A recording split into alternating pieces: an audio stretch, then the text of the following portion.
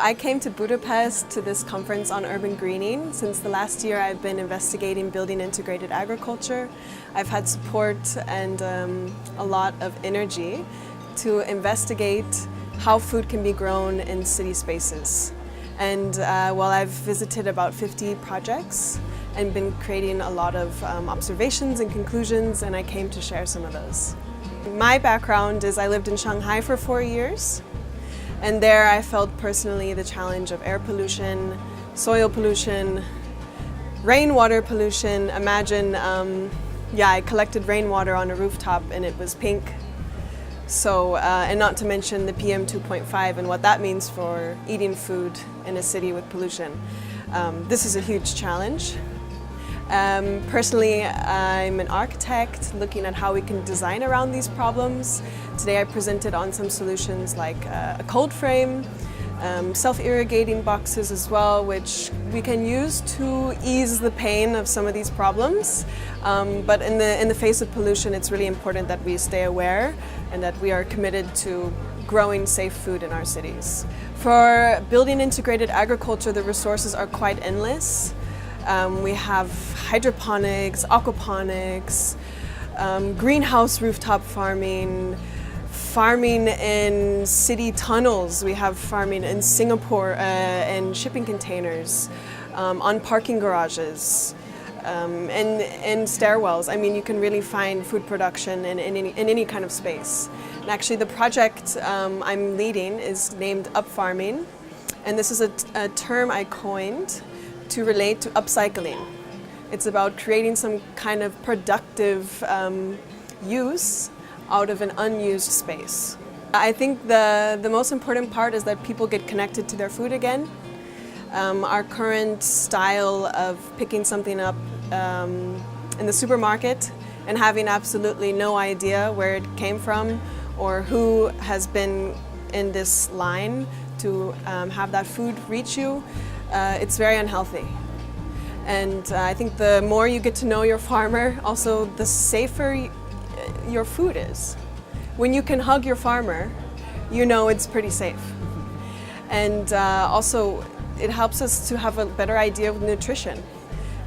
I've worked on a roof farm in Copenhagen for a month, and you see kids that come up on the roof farm and they pull a carrot out of the soil and their face just lights up. I mean, because they understand where that comes from.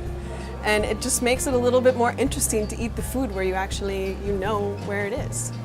First, I'm going to try to answer what's the next step for building integrated agriculture. I think to kind of uplift some barriers we have. Some cities, like in North America, for example, it's very hard for urban farmers to make any sales on their food because they can't become certified. So removing these kind of barriers is big, and also just getting more information on what kind of structures can we farm with, and safety for structure and for growing.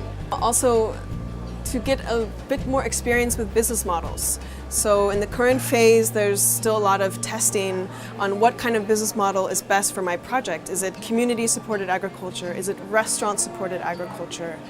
Am I delivering the food directly to a market? Or am I partitioning off different plots on my site, which people in the urban area can come and garden at themselves? There's just endless possibilities. So I think moving forward, it's really important that we look, what does this local community really need?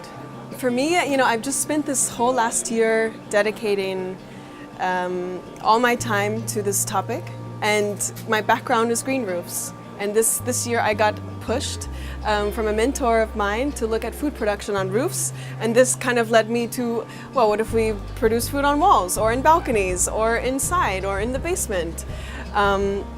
So I've just been collecting all kinds of observations, and the next step is I want to put it into practice. So since I have studied architecture, now I'm looking at moving to Amsterdam. I'll be working as project manager for a company called Moss, that's makers of sustainable spaces, and we're also looking at urban food production integrated with buildings and rooftops. When I moved to Shanghai in 2012, I already had some experience with architecture, but it was all about interior spaces. And my focus was on adaptive reuse, how to take an older space and give it a contemporary use. But when I moved to Shanghai, I received a scholarship to study architecture. And I never really wanted to design a whole building, ever. Never had the desire.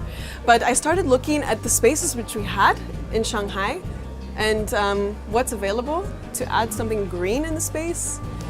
And that's when green roofs and roof gardens really started to click with me. And the more I looked in Shanghai for current projects and any kind of experience, I could not find much at all. And I just kept climbing up more and more rooftops to see what was out there and look down and all you see is gray roof, gray roof, gray roof, gray roof. And so I was very curious, why is this and how can I get more involved? And that following year, there was a conference in Qingdao, which is a city in between Beijing and Shanghai.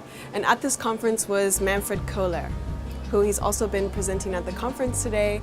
And for many people, myself included, Manfred is the father of green roofs. He's been in the market since the 1970s as a researcher, and he's produced more than 180 publications with his name. And so he's very well versed in this field. And when I received this research grant, I talked to Manfred about, I would like to come to Germany and do some more green roof research.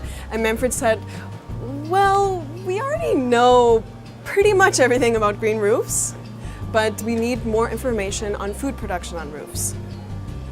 And in fact, I had some experience working at the Milan World Expo in 2015.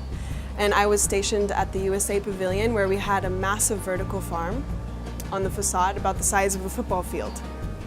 And I engaged a lot of visitors about how we can grow food within our buildings and whatnot. So Manfred had reminded me, well, you also have some experience with this too. So why don't you look a little bit more into it? And the truth is, there's still a lot to be revealed. And it's been really exciting to see the diversity of projects and such a multi-dimensional, multidisciplinary view into how building integrated agriculture can be used in our cities.